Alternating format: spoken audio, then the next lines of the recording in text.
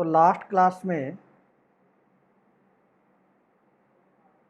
हमने देखा था iterative statement, for iterative statement. ठीक है, सारा हमने देख लिया था इटरेटिव स्टेटमेंट के बारे में। फॉर मैंने आपको बता दिया था, प्रोग्राम भी हमने कर लिया था। और अब बात करते हैं आज के सेशन के बारे में। तो आज का हमारा टॉपिक है एरे। क्या टॉपिक है? एरे।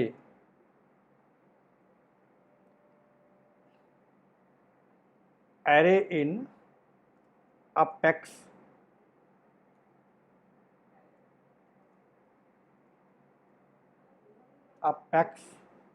इन सेल्सफोर्स।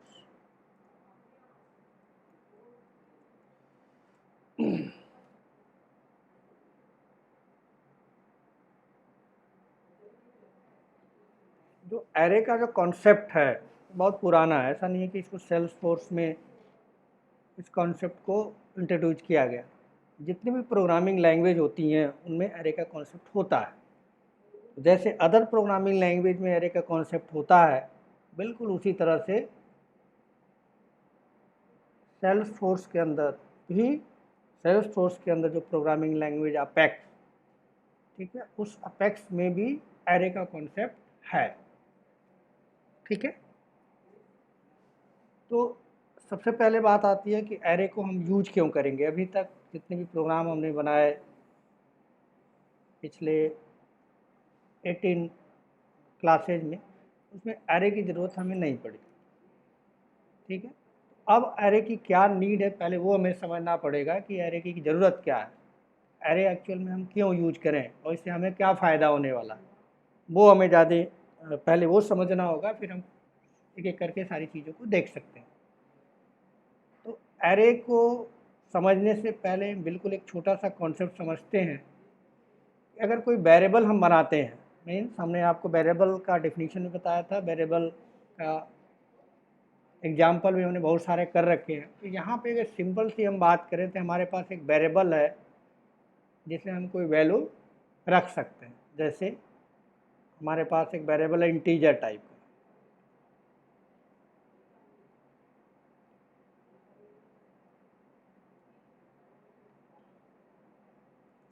इंटीजर टाइप का एक हमने वेरिएबल बनाया,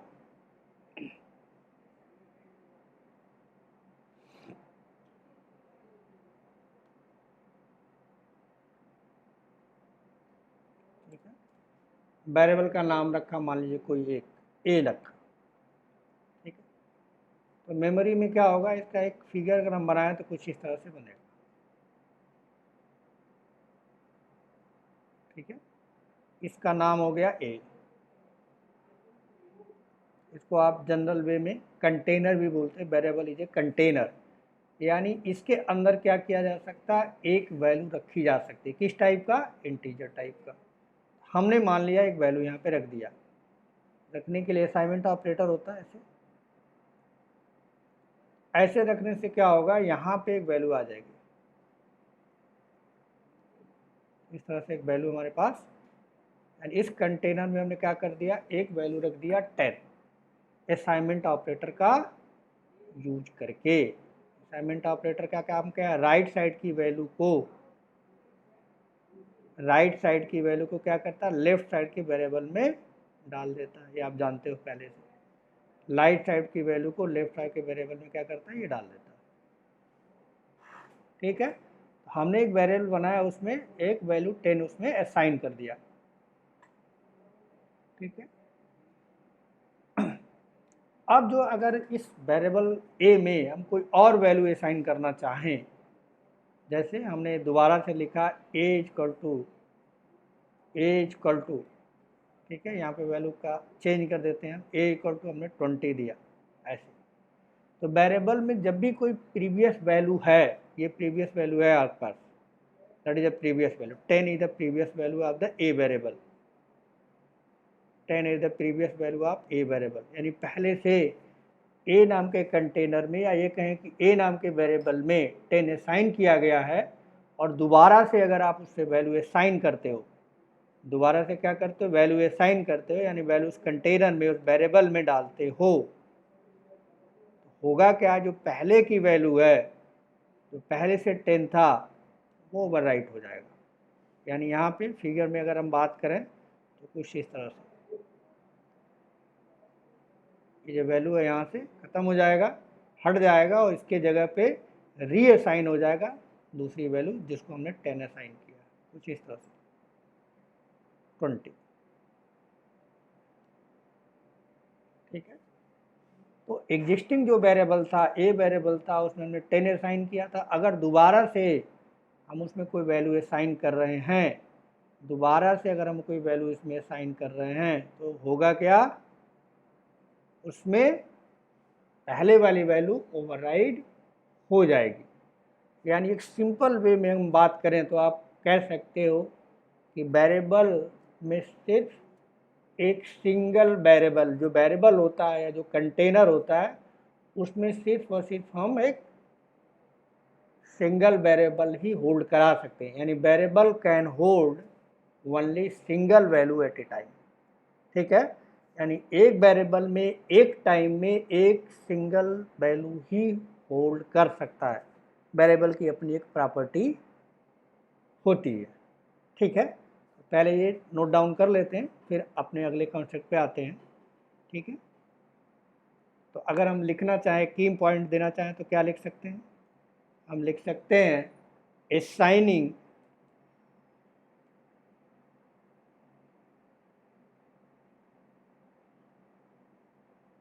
assigning the value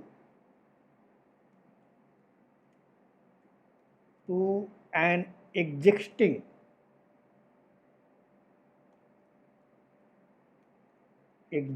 variable, new value will get overwrite या override बोल सकते हैं।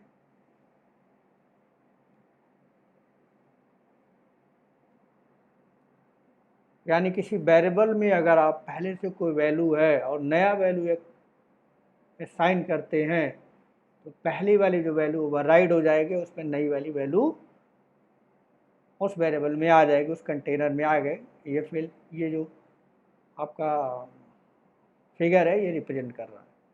बिल्कुल इसी तरह से होता है। लेकिन हमारी जो रिक्वायरमेंट है, हमारी रिक्वायरमेंट क्या है कि हम मल्टीपल वैल्यू या मल्टीपल एलिमेंट एक वेरिएबल में होल्ड कराना चाहते हैं। मतलब वेरिएबल तो एक हो, जैसे ए नाम का एक वेरिएबल हो, एक ही वेरिएबल हो, लेकिन उस वेरिएबल में हम क्या करना चाहते हैं, मल्टीपल वैल्यू को होल्ड कराना चाहते हैं, मल्टीपल वैल्यू रखना चाहते हैं। तो अभी तक जितना हमने सीखा है या जितना हम जानते हैं, उस तरीके का अगर हम यूज करें, तो हमारे पास अभी तक डेटा रखने के लिए एक मैकेनिज्म है वेरिएबल का। उस वेरिएबल की प्रॉब्लम क्या है कि उसमें वन टाइम में एक ही वैल्यू होल्ड कराया जा सकता है या एक ही वैल्यू होल्ड हो सकता है। अगर आपने दोबारा उसमें वैल्यू डाली, रीअसाइन किया, तो क्या हो जाएगा, अगर रीअसाइन आपने किया, रीअसाइन किया इसको, तो क्या होगा, पहली वाली वैल्यू क्या हो जाएगी, हट जाएगी। पहली वाली वैल्यू आपको नहीं मिलेगी। ठीक, लेकिन हमें ऐसी नीड है, हमारी ऐसी ज़रूरत है, हम चाहते हैं, क्या चाहते हैं हम चाहते हैं कि एक ही वेरिएबल हो लेकिन उसे मल्टीपल वैल्यू असाइन कर पाएँ। तो अगर इस तरह का काम हमको करना है, यानी एक ही वेरिएबल है, मल्टीपल वैल्यू असाइन करना है, तो वहाँ पे जो कॉन्सेप्ट आता है दैट इज कॉल्ड एरे। क्या होता है, वहाँ पे जो कॉन्सेप्ट आता है उसको हम बोलते हैं एरे। ठीक है जी, पहले इसको नोट डाउन कर लेते हैं। तो सेकंड स्टेप में क्या लिख सकते हैं, to hold multiple value, hold multiple value, या उसको आप दूसरे वर्ड में बोलते हैं एलिमेंट। वैल्यू को क्या बोलते हैं, element. Element in the variable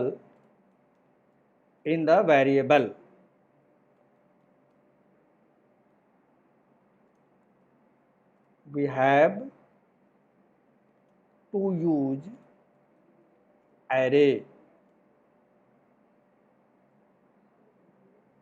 यानी एक ही वेरिएबल के अंदर मल्टीपल वैल्यू अगर होल्ड करना चाहते हैं, रखना चाहते हैं, एलिमेंट रखना चाहते हैं, तो हमको एक कॉन्सेप्ट सेल्सफोर्स में दिया गया, या जो भी प्रोग्रामिंग लैंग्वेज होती है सारे में ये लगभग कॉन्सेप्ट होता ही होता है एरे का।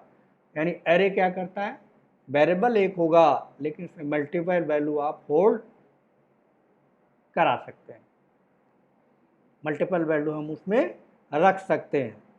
ठीक है, इससे फ़ायदा क्या होगा कि अगर हमें 1,00,000 एलिमेंट, 1,00,000 वैल्यू रखना है, तो अगर अभी तक एरे हम नहीं यूज करते हैं, 1,00,000 वेरिएबल बनाना पड़ेगा और 1,00,000 बार उसे असाइन करना पड़ेगा, जस्ट लाइक दिस, इस तरह से असाइन करना पड़ेगा।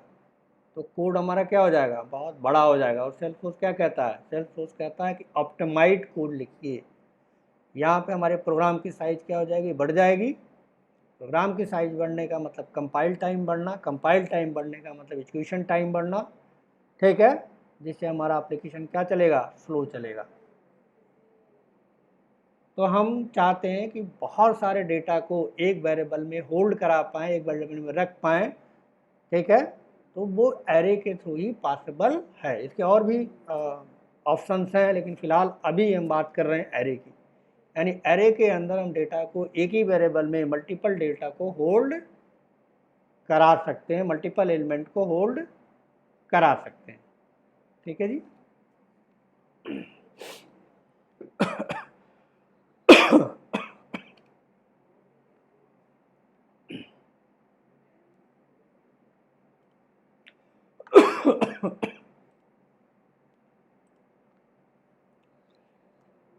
ये दूसरा की पॉइंट्स हो गया।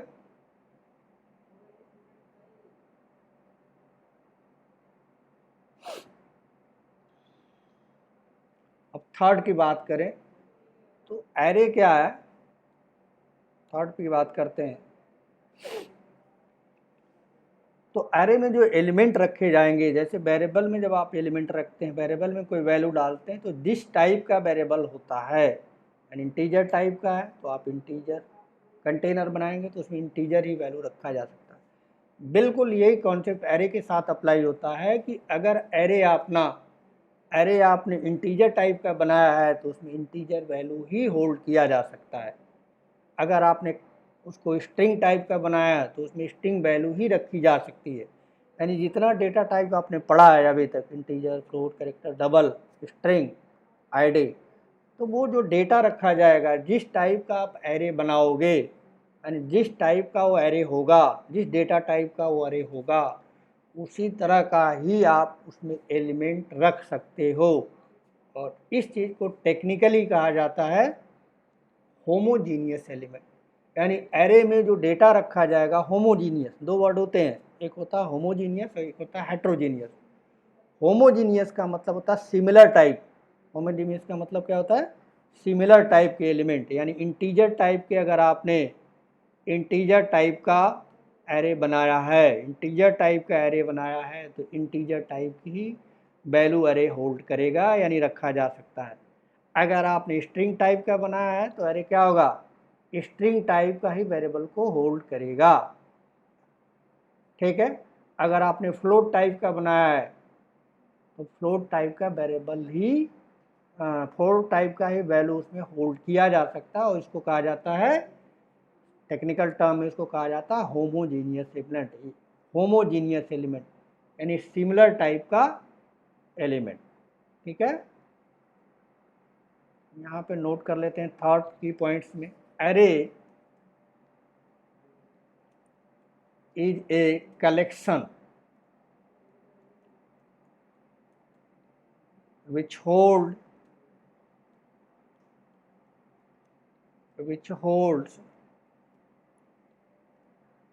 a collection of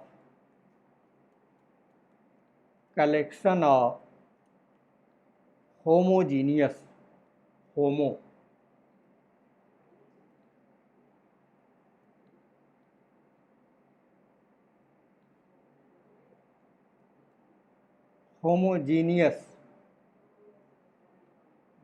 होमोजीनियस का मतलब है सिमिलर टाइप के एलिमेंट, एलिमेंट जो होगा हमेशा सेम डेटा टाइप का होगा, ठीक है। एलिमेंट ब्रैकेट में लिख देते हैं,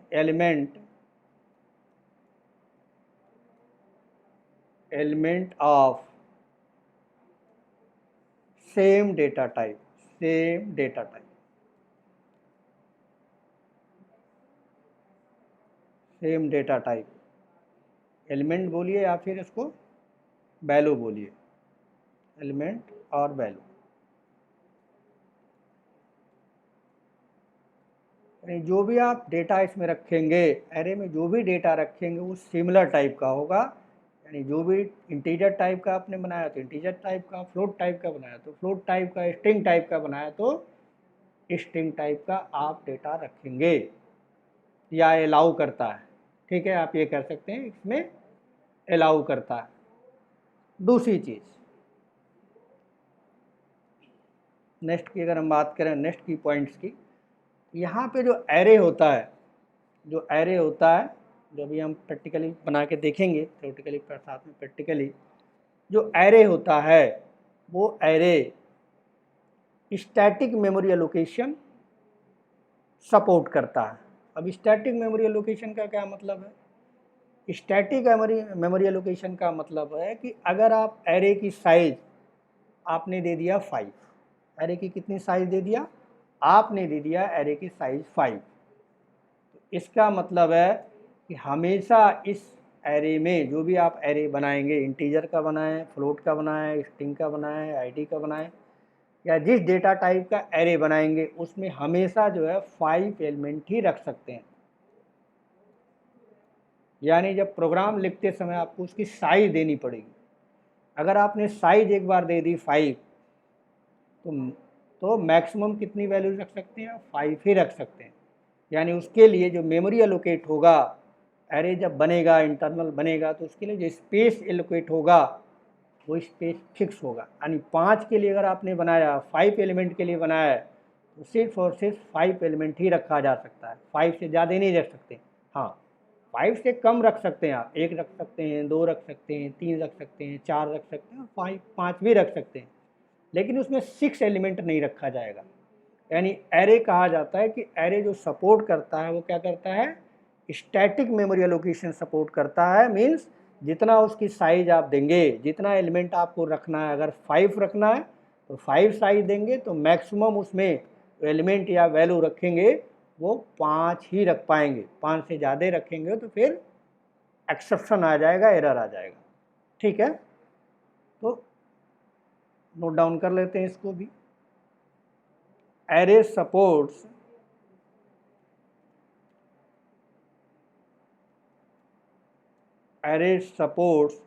static memory allocation, static memory allocation, static memory allocation।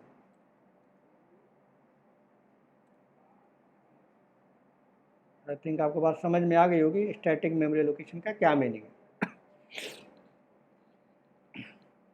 अब जब भी हम एरे बनाते हैं, जब भी हम एरे बनाएंगे, किस लिए बनाएंगे? डेटा को एक ही वेरिएबल में मल्टीपल डेटा को अगर रखना है तो हम क्या बनाएंगे? एरे बनाएंगे। जैसे हम वेरिएबल बनाते थे बिल्कुल उसी तरह से एरे बनाएंगे, ठीक है।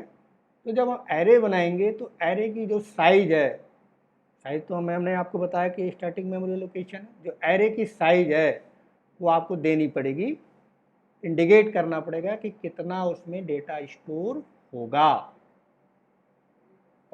यानी 100 डेटा स्टोर करना है कि 100 की साइज बनाएंगे, अगर 10 डेटा स्टोर करना है 10 की एरे की साइज बनाएंगे, बताएंगे आप उसमें, ठीक है।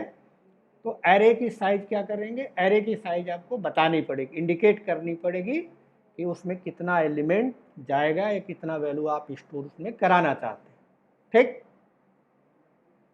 अपान लिख सकते हैं इसको, upon defining the array we need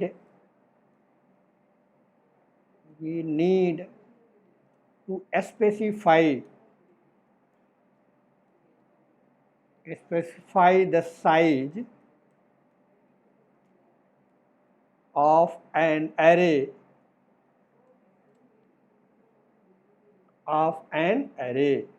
यानी आपको साइज उसकी बतानी पड़ेगी। यानी साइज बताने का मतलब उसमें कितना डेटा आप स्टोर करना चाहते हैं वो भी लिख लेते हैं। Size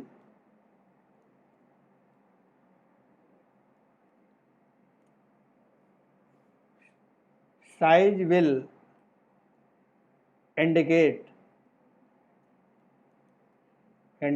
the number of element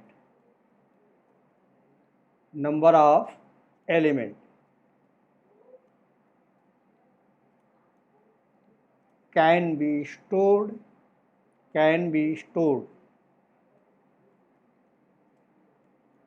in the array।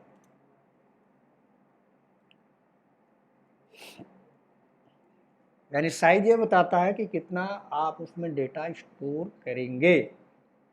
ठीक है, नेक्स्ट की पॉइंट्स की अगर हम बात करें, यहाँ पे जो एलिमेंट आप स्टोर करेंगे, जो भी एलिमेंट आप स्टोर करेंगे अरे के अंदर रखेंगे, वो कॉन्टिग्यूअस मेमोरी एलोकेशन में स्टोर होगा। कॉन्टिग्यूअस मेमोरी एलोकेशन का क्या मतलब हुआ?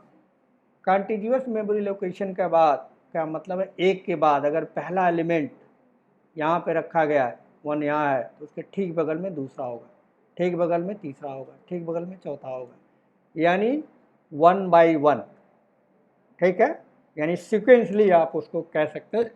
सिक्वेंसली कहना ठीक नहीं होगा कि सिक्वेंसली का मतलब है कि 1 के बाद 2, 3 हो सकता है, 3 के बाद 4 हो सकता है। सिक्वेंसली नहीं कहेंगे उसको, टेक्निकल टर्म अगर कहना चाहें तो कॉन्टिग्यूअस का मतलब लगातार, यानी बीच में कोई गैप नहीं होगा। जहाँ भी एलिमेंट आएगा, अगर 5 एलिमेंट आपने रखने का जगह बनाया है तो पहला होगा, उसके ठीक बगल में दूसरा होगा, उसका ठीक बगल में तीसरा होगा, उसके ठीक बगल में चौथा होगा, उसके ठीक बगल में पांचवा होगा।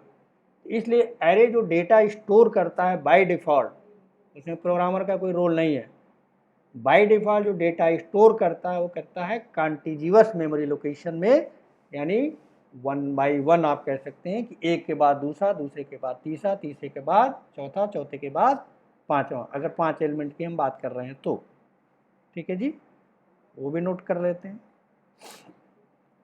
Array store element in contiguous memory allocation. Continuous नहीं है, कॉन्टिग्यूअस। कॉन्टिन्यूअस का मतलब होता है लाइन से, लाइन से मैं बात नहीं कर रहा, मैं बात कर रहा कॉन्टिग्यूअस, एक के बाद दूसरा, contiguous memory allocation, memory location या एलोकेशन। ठीक, अब जब भी डेटा इसमें स्टोर किया जाएगा, एरे के अंदर जब भी आप डेटा स्टोर करोगे, एलिमेंट को रखोगे,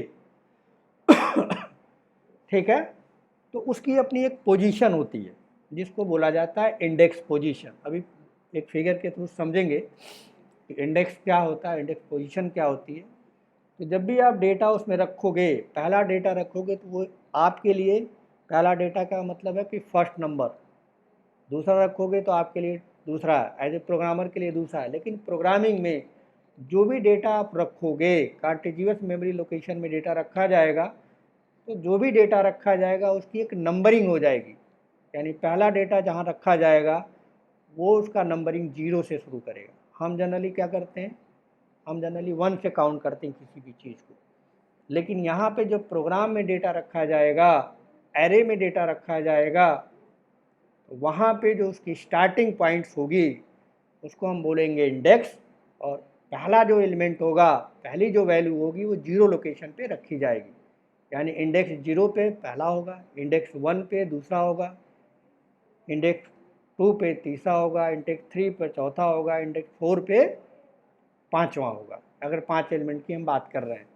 तो हमेशा जो है एरे में क्या होगा, इंडेक्स नंबर होगा। अपने आप होगा, हमें एज ए प्रोग्रामर को कुछ करने की नीड नहीं होती है। लिख लेते हैं, ईच एलिमेंट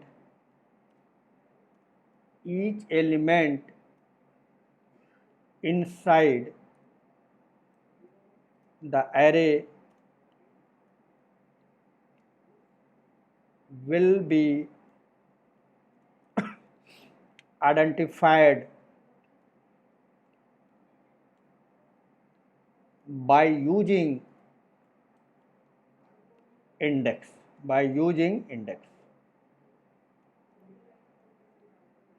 index position,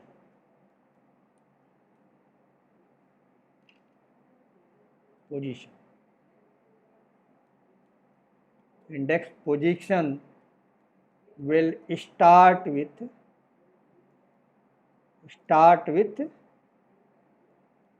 0, यानी जब भी वो एलिमेंट रखेंगे, ठीक है, तो वो हमेशा उसकी स्टार्टिंग कहाँ से होगी, 0 से होगी, जिसको हम बोलते हैं इंडेक्स नंबर।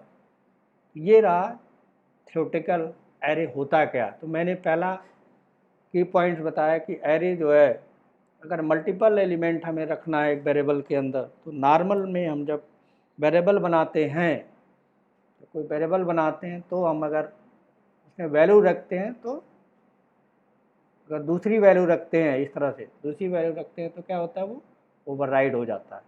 लेकिन हमारी कुछ नीड ऐसी है कि वेरिएबल हमें एक होना चाहिए और डेटा हम उसकी वैल्यू हम मल्टीपल रख पाएँ, तो उसके लिए जो कॉन्सेप्ट आता है दैट इज़ कॉल्ड एरे।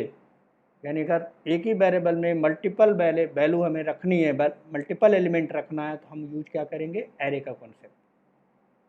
जो एरे में डेटा रखा जाता है वो क्या होता है, होमोजीनियस होता है। होमोजीनियस का मतलब जिस टाइप का एरे बनाओगे, जिस डेटा टाइप का एरे बनाओगे, उसी तरह का डेटा उसमें रखा जा सकता है, होल्ड कराया जा सकता है। अगर हमने इंटीजर का बनाया तो इंटीजर होल्ड कर सकते हैं, अगर हमने स्ट्रिंग का बनाया तो स्ट्रिंग होल्ड करवा सकते हैं। नेक्स्ट हमने आपको पॉइंट्स बताया कि जो एरे होता है वो स्टैटिक मेमोरी एलोकेशन होता है। मीन्स एरे की जब हम साइज देते हैं तो क्या करता है, वो उस साइज के अकॉर्डिंग मेमोरी एलोकेट करता है, उस साइज के अकॉर्डिंग मेमोरी एलोकेट करता है। यानी हमने 5 एलिमेंट को रखने के लिए एरे बनाया, तो क्या करेगा, वो 5 एलिमेंट के लिए मेमोरी एलोकेट करेगा। अब उसमें 6 एलिमेंट आप नहीं रख सकते, कम रख सकते हैं, ज़्यादा नहीं रख सकते। अगर आप ज़्यादा रखने की कोशिश करेंगे तो एरे इंडेक्स बाउंड एक्सेप्शन आता है, जो आगे मैं पढ़ाऊँगा आपको, ठीक है। नेक्स्ट की पॉइंट की बात करें तो नेक्स्ट की पॉइंट में क्या है कि एरे की साइज देना ही पड़ेगा आपको। अगर आप एरे की साइज नहीं देंगे तो कंपाइलर आपके प्रोग्राम को कंपाइल नहीं करेगा। यानी साइज का मतलब है कि कितना एलिमेंट उसमें रखना चाहते हैं, कितना वैल्यू उस एरे में रखना चाहते हैं, ठीक। 6 की पॉइंट्स की अगर हम बात करें तो यहाँ पे क्या है, एरे जो है डेटा जो स्टोर करता है वो कॉन्टिग्यूअस मेमोरी एलोकेशन में करता है। कॉन्टिग्यूअस का मतलब है बाई साइड कह सकते हैं, या 1 बाई 1, यानी एक के बगल में दूसरा, दूसरे के बगल में तीसरा, तीसरे के बगल में चौथा। इस तरह से वो डेटा रखता हुआ चला जाएगा जिस टाइप का आपने एरे बनाया होगा, ठीक। लास्ट पॉइंट्स की हम बात करें, जो भी एलिमेंट आप रखते हो उसकी एक नंबरिंग हो जाती है। यानी पहला एलिमेंट आपने रखा तो उसकी एक नंबरिंग हो जाएगी 0, उसको बोलते हैं इंडेक्स नंबर। दूसरा एलिमेंट रखा तो उसकी नंबरिंग हो जाएगी 1, वो इंडेक्स नंबर 1 पे है। तो इस तरह से आप 1 बाई 1 अपने आप जो है इंडेक्स नंबर मेंटेन होता रहता है, ठीक है। दूसरी चीज़, एरे में जो भी एलिमेंट आप रखोगे इसमें डुप्लीकेट भी रख सकते हैं। ऐसा ज़रूरी नहीं कि एक डेटा आपने रख लिया 10 रख लिया तो दोबारा 10 नहीं रख सकते, रख सकते हैं, क्योंकि इंडेक्स नंबर के बेस पे है। डुप्लीकेसी का इसमें कोई असर नहीं होता। जितना एलिमेंट चाहे सेम टाइप का या डिफरेंट टाइप का एलिमेंट आप रखना चाहें तो इसमें रख सकते हैं, बशर्ते कि उसकी साइज उतनी होनी चाहिए।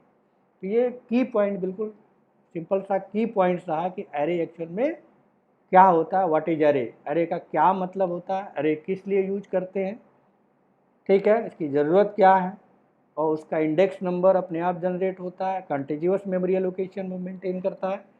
ये सारी चीज़ें हमने यहाँ पे नोट डाउन की। अब उसको बनाते कैसे हैं, सिंटैक्स की अगर हम बात करते हैं तो कैसे उसको क्रिएट करते हैं।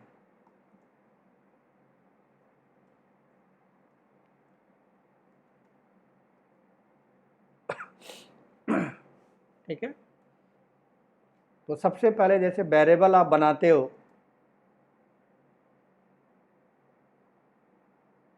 जब हम वेरिएबल बनाते हैं इस तरह से, हमें इंटीजर टाइप का वेरिएबल बनाना है तो क्या करेंगे हम, तो लिखते हैं हम इंटीजर, INTEGER, इंटीजर ए रखा। तो इसका जब मेमोरी रिप्रेजेंट होगा तो क्या होगा, एक कंटेनर यहाँ इस तरह से बन जाएगा। ठीक, ऐसा बन जाएगा और इसका नाम क्या हो जाएगा, ए हो जाएगा।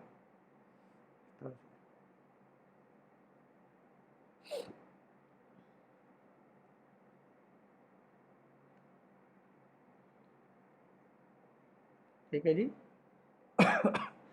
लेकिन अगर आप एक ही वेरिएबल में मल्टीपल वैल्यू रखना चाहते हैं, एक ही वेरिएबल में मल्टीपल वैल्यू रखना चाहते हैं तो कुछ नहीं करना होता है, सिंपल सा, ठीक है, सिंटैक्स थोड़ा अलग टाइप का लिखना होता है। मैं यहाँ पे पहले लिख देता हूँ, यहाँ पे करके दिखाता हूँ। उससे पहले लिखते हैं डेटा टाइप। क्या लिखते हैं, डेटा टाइप, जिस टाइप का आपको एरे बनाना है उसका डेटा टाइप। एक ब्रैकेट ऐसे बनाते हैं, फिर एरे का नाम देते हैं, कोई भी नाम दिया जा सकता है, एरे नेम। उसके बाद इक्वल साइन के बाद देते हैं न्यू। न्यू एक ऑपरेटर होता है जो एरे को क्रिएट करता है, ठीक, एरे के लिए मेमोरी एलोकेट करता है। डेटा टाइप, उसके बाद आपको कितना एलिमेंट रखना है वो बिग ब्रैकेट के अंदर साइड बतानी होती है। ठीक है, ये तो इस तरह से आप, इसका सिंटैक्स होता है, क्या होता है,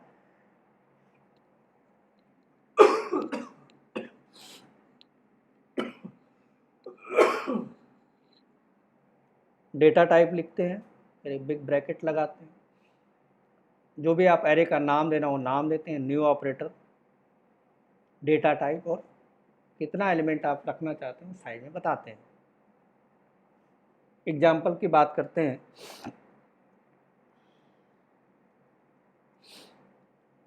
तो अगर हमें इंटीजर टाइप का एरे बनाना है और 5 एलिमेंट के लिए एरे बनाना है,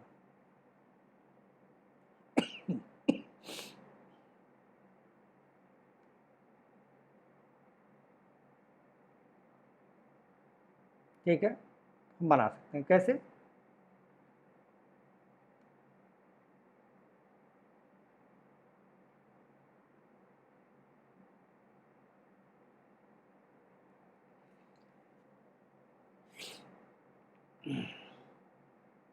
यहाँ पे बनाते हैं इंटीजर, लिखते हैं इंटीजर,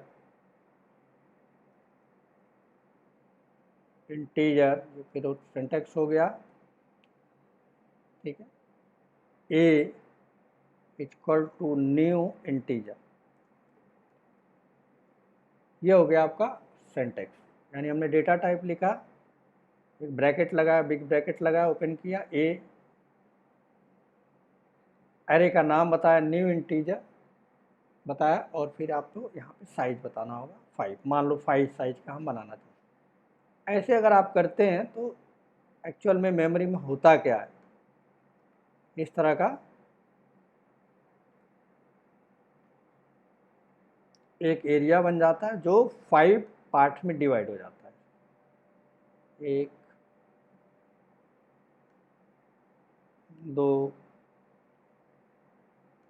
3, 4 और 5। इस पूरे एरे का नाम क्या है, इस एरे का नाम है ए, का नाम क्या है, ये है। ठीक, अपने आप ये क्या हो जाएगा, इंडेक्स नंबर इसका असाइन हो जाएगा, ये हो जाएगा 0, ये हो जाएगा 1, ये 2, ये 3 और ये 4।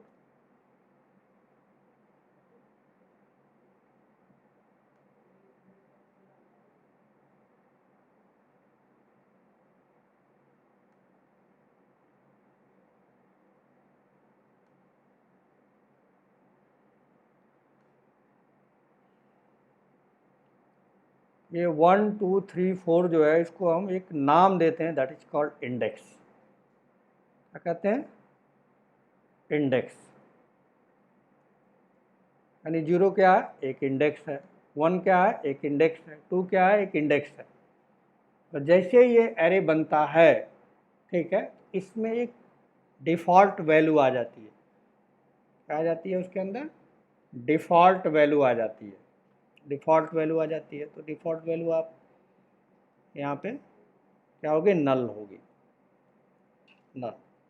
इसमें भी नल आ जाएगा, इसमें भी नल आ जाएगा, इसमें भी नल आ जाएगा। स्पेशल टाइप की वैल्यू होती है जिसको बोलते हैं नल।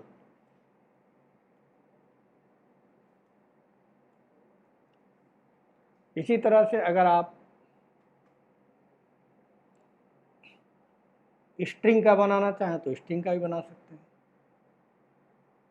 स्ट्रिंग का बनाना चाहें तो स्ट्रिंग का भी बना सकते हैं, अगर आपको नाम रखना है तो। यहाँ पे मैं स्ट्रिंग का भी बना देता हूँ। क्या लिखना पड़ेगा? स्ट्रिंग। कोई भी नाम लीजिए, नेम। नेम हमको रखना है, नेम वेरिएबल। उससे पहले हमें एरे बनाना है तो बिग ब्रैकेट लगा देंगे, इक्वल साइन, न्यू और स्ट्रिंग।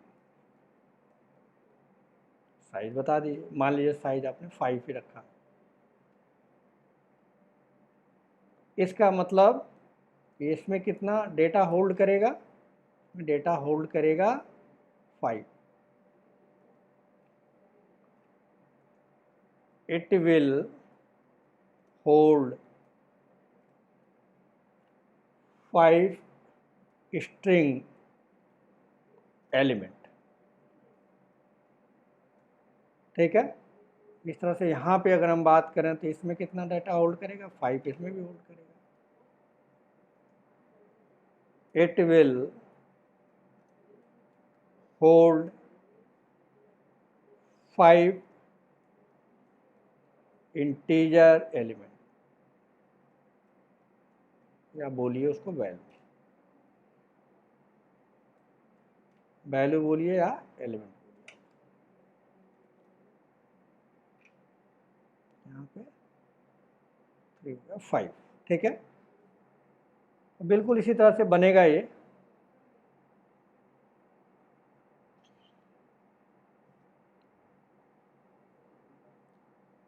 यहाँ पे भी होगा जैसे वहाँ पे बना है। ये भी 5 खाने का बनेगा।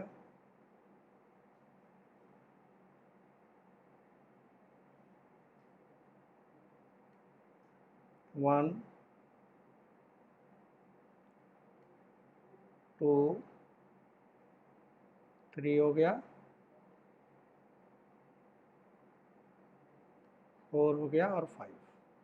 इसका भी इंडेक्स नंबर क्या होगा? 0 1 2 3 4 ऐसे होगा। 0 या 1 या 2 3, ये हो गया 4। ठीक है।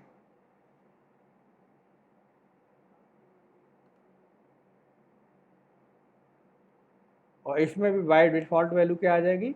अगर आपने वैल्यू इसमें नहीं दिया, ये हमने नहीं दिया, केवल बनाया है, केवल हमने बनाया है इसको, वैल्यू नहीं दिया है इसको। ठीक है। बाय डिफ़ॉल्ट इसमें भी क्या आ जाएगा? नल आ जाएगा।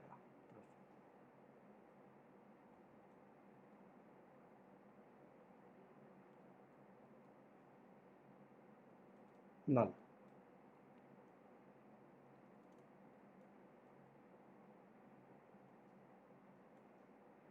तो इस तरह से एरे हम बनाते हैं। कोई भी डेटा टाइप लेके हम एरे बना सकते हैं। तो यहाँ पे ये चीज़ नोट डाउन कर लेते हैं। एग्जाम्पल, सबसे पहले हमने बनाया इंटीजर का। इंटीजर बिग ब्रैकेट लगाया, ए इक्वल टू न्यू इंटीजर, इसमें साइज दिया 5।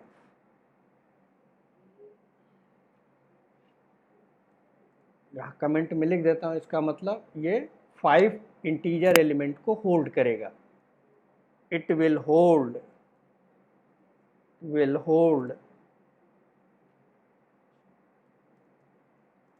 5 integer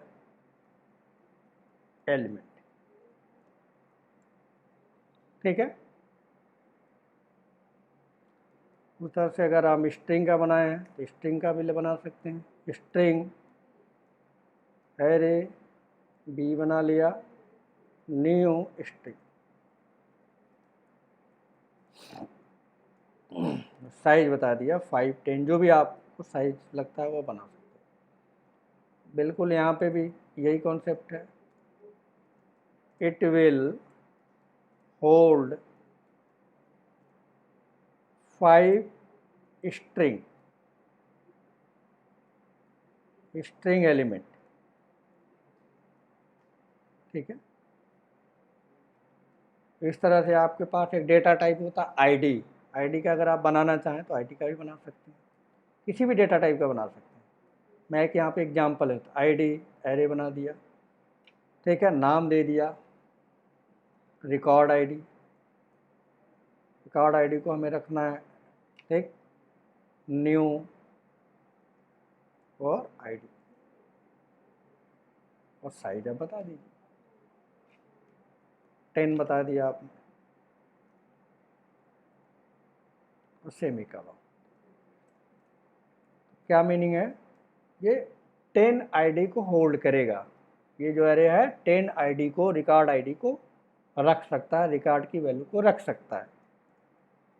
it will hold 10 ID element. ठीक है, या वैल्यू, और वैल्यू को भी लिख लीजिए, वैल्यू, एलिमेंट ऑफ वैल्यू एक ही चीज़ है।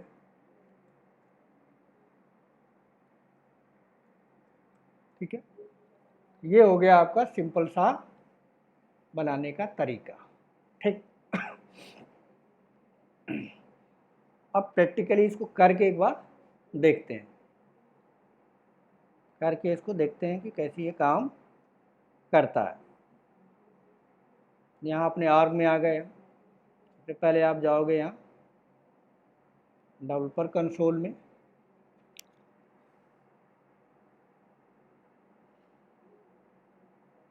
यहाँ पे आ गए हम डेवलपर कंसोल। ठीक,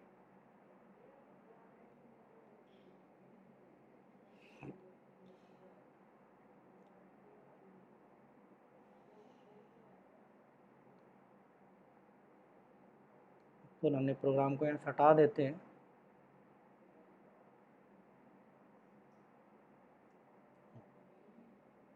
अब हमें 5 एलिमेंट इंटीजर टाइप का बनाना है, रखना है हमको।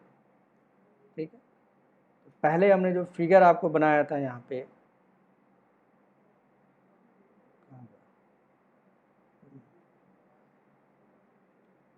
ये पहले वाला, तो अगर इस तरह से एलिमेंट हम रखते हैं तो क्या हो जाएगा, ओवरराइट हो जाएगा। तो पहले ये करके प्रैक्टिकली देखते हैं। एक वेरिएबल बनाते हैं ए, उसमें 10 असाइन करते हैं। ठीक, फिर उसको 20 असाइन करते हैं, उसके बाद उसको डिस्प्ले करके देखते हैं 10 मिलता है या फिर 20 मिलता है। सबसे पहले बना लेते हैं।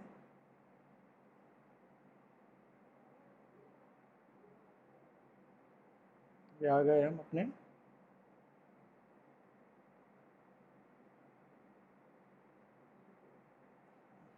आ गया।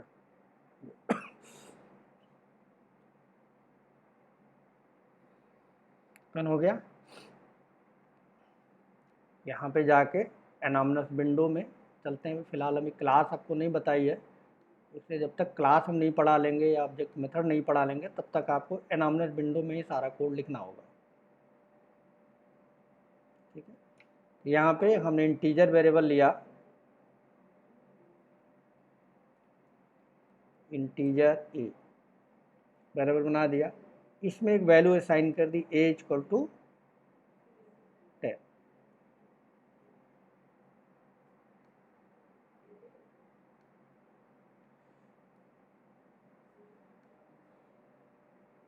टेन असाइन कर दिया हमने। अब इस वैल्यू को दोबारा से रीअसाइन करते हैं, ए इक्वल टू 20 कर देते हैं, तो उसको प्रिंट करते हैं सिस्टम डॉट डिबग माई ए वैल्यू मैसेज डाल दिया और ए को प्रिंट कराते हैं ए।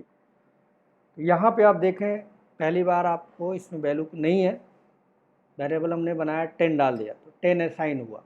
जब दोबारा से 10 असाइन 20 असाइन हुआ, रीअसाइन हुआ, यहाँ पे रीअसाइन हो रहा,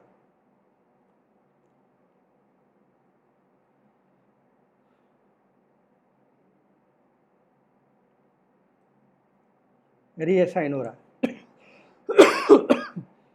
तो रीअसाइन जब होगा तो पहले वाली जो वैल्यू है 10, 20 क्या करेगा, उसे ओवरराइट कर देगा, यानी 10 आपको नहीं मिलेगा, मिलेगा क्या 20 मिलेगा। My value is 20। देखते हैं मिलता नहीं मिलता।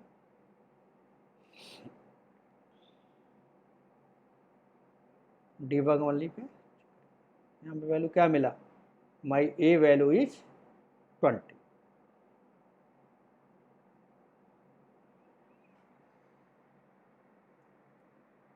कर लिया, फिर आपको यहाँ पे नोट्स में डाल देता हूँ मैं।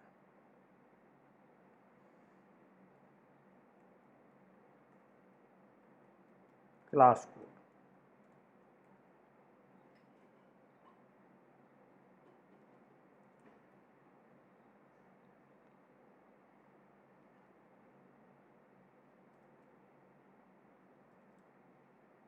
ठीक है जी।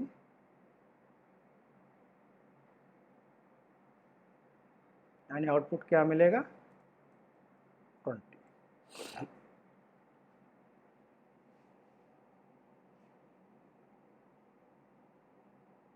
अब एक जो फिगर हमने यहाँ पे बना रखा है,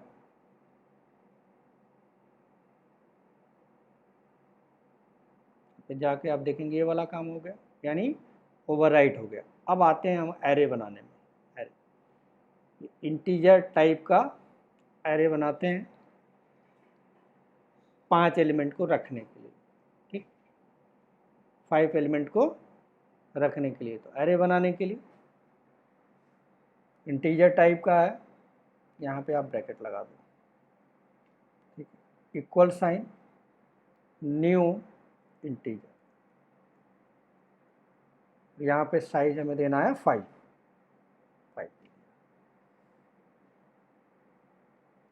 कोई वैल्यू हमने नहीं दिया।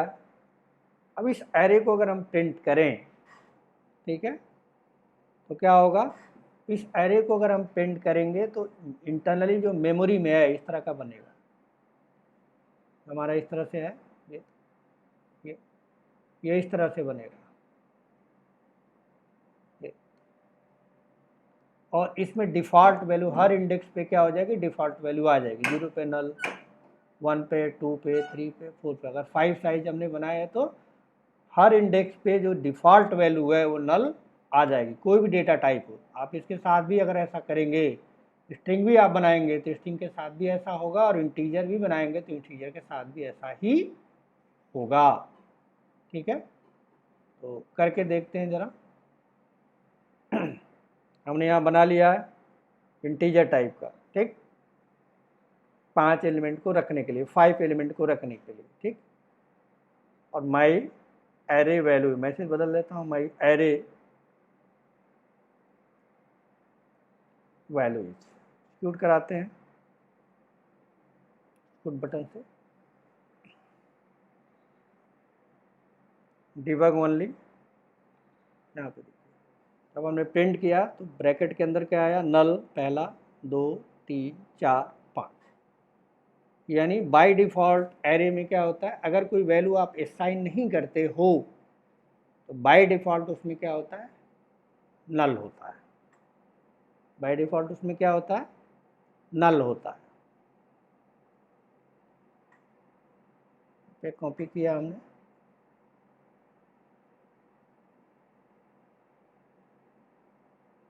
यहाँ पे डाल देते हैं।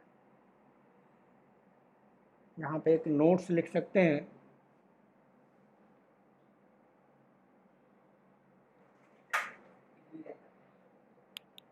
बस 2-4 मिनट।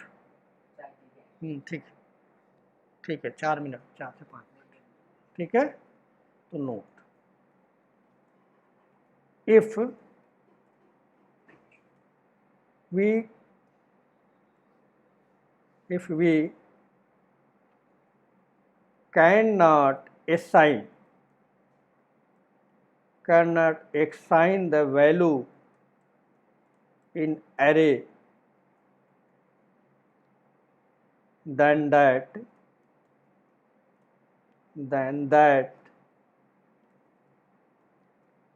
by default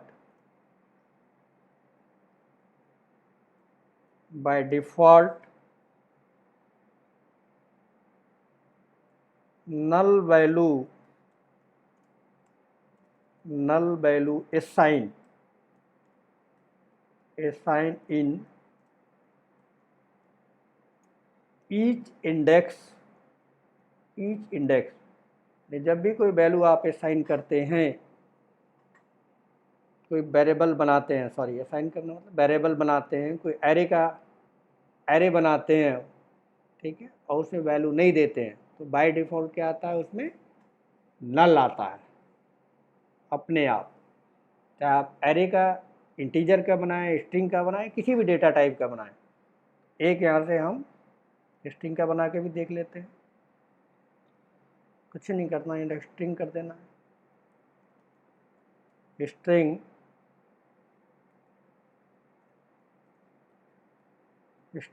ठीक है, का नाम लेते हैं यस,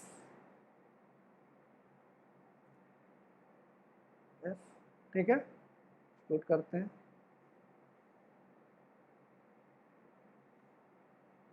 डिबग ओनली, अभी भी क्या आ रहा है, array value is null.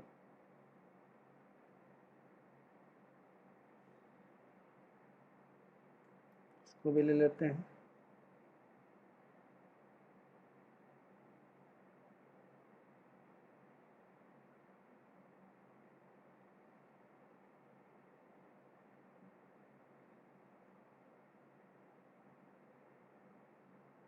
Integer के लिए भी बिल्कुल यही चीज़ होगा और किसी भी डेटा टाइप के लिए भी बिल्कुल यही चीज़ होगा। अगर उसमें वैल्यू असाइन नहीं करते हैं तो उसमें क्या होगा, उसमें वैल्यू जो है नल असाइन हो जाएगी बाय डिफ़ॉल्ट, ठीक है। तो मैंने आपको आज इस सेशन में एरे होता क्या है वो बताया, साथ में उसका सिंटैक्स बताया, ठीक है, कैसे उसको हम प्रोग्राम में लिखते हैं, और एक सिंपल सा एग्जांपल लेके देखा कि एरे में अगर एरे आप बनाते हो, ठीक है, एरे इंटीजर टाइप का एरे बनाते हो या स्ट्रिंग टाइप का एरे बनाते हो या जो भी जितने भी डेटा टाइप के हैं उनके एरे बनाते हो, तो उसमें अगर आप वैल्यू असाइन नहीं करते हैं तो बाय डिफ़ॉल्ट क्या होता है, उसमें नल आ जाता है। इसकी ज़रूरत क्या है, इसकी ज़रूरत ये है कि एक ही वेरिएबल में एक ही वेरिएबल के अंदर मल्टीपल वैल्यू आप असाइन कर सकते हो, जो कि वेरिएबल के अंदर पॉसिबल नहीं होता। वेरिएबल में क्या होता है, एक टाइम में, वन टाइम में एक ही वेरिएबल आप असाइन कर सकते हो। यहाँ पे ये बताया मैंने आपको, यानी अगर एक वेरिएबल है उसे वैल्यू असाइन कर रहे हो, अगर दोबारा से उसे रीअसाइन करोगे तो पहली वाली वैल्यू लॉस हो जाएगी, बाद वाली वैल्यू मिलेगी। लेकिन हमारी रिक्वायरमेंट ऐसे मल्टीपल डेटा हमें क्या करना है, कलेक्ट करके रखना है। अगर ऐसा करना है हमें तो मल्टीपल डेटा कलेक्ट करके रखना है तो मल्टीपल वेरिएबल बनाना पड़ेगा। और कंपनी की बात करें तो वहाँ पे लाखों डेटा हमें रखने होते हैं, जनरल वे में अगर बात करें तो अगर लाखों डेटा रखना है तो लाख वेरिएबल बनाने, 1 लाख वेरिएबल बनाने पड़े, साथ में 1 लाख वैल्यू असाइन करना पड़ेगा। कोड कितना हो गया, 2 लाख। यानी 1 लाख डेटा को रखने के लिए 2 लाख लाइन का कोड हमें लिखना पड़ेगा, जो सेल्सफोर्स रिकमेंडेशन में नहीं, सेल्सफोर्स रिकमेंड नहीं करता। तो हमारे पास एक सोल्यूशन बचता है कि डेटा को होल्ड कराने के लिए वेरिएबल हम कितना रखें, एक ही वेरिएबल रखें, एक ही वेरिएबल बनाएं। तो सेल्सफोर्स ने हमको सर्विस दिया है, ऐसी फंक्शनलिटी दी है कि एरे बना के हम एक ही वेरिएबल में मल्टीपल एलिमेंट या मल्टीपल वैल्यू एक साथ रख सकते हैं। तो कैसे रखेंगे वो बात की बात है, आगे की क्लासेज में हम देखेंगे। फिलहाल यहाँ पे एरे बनता कैसे है, और उस एरे में अगर वैल्यू हमें साइन नहीं करते हैं तो बाय डिफ़ॉल्ट उसमें क्या वैल्यू है, आज की क्लास में मैंने आपको ये बताने की कोशिश की। आई थिंक आपको चीज़ें समझ में आई होंगी, ठीक है। तो नेक्स्ट क्लास में हम बात करेंगे, ठीक है, कि एरे को कैसे प्रिंट करते हैं, एरे में वैल्यू असाइन करते हैं। तो यह लंबा टॉपिक है, तो इसमें जो है सारी चीज़ें एक एक करके हम देखेंगे। लॉजिकल प्रोग्राम भी बहुत सारे एरे से रिलेटेड कंपनी में पूछे जाते हैं, वो भी हम डिस्कस करेंगे यहाँ पे। थोड़ा ये सेशन है काफ़ी लंबा तक, 2-4-5 सेशन तक ये चलेगा, ठीक है। तो आई थिंक इतनी आपको समझ में बात आ गई होगी कि एरे होता क्या है, एरे को बनाते कैसे हैं, एरे में अगर वैल्यू नहीं डालते हैं तो बाय डिफ़ॉल्ट वैल्यू होता है, अब उसमें वैल्यू असाइन कैसे करते हैं, प्रिंट कैसे करते हैं, निकालते कैसे, वो सारी चीज़ें एक एक करके नेक्स्ट क्लास में देखेंगे। तो आज के लिए आई थिंक सफिशेंट होगा आज का ये सेशन। तो नेक्स्ट क्लास में हम इससे आगे की बात करेंगे। Thank you.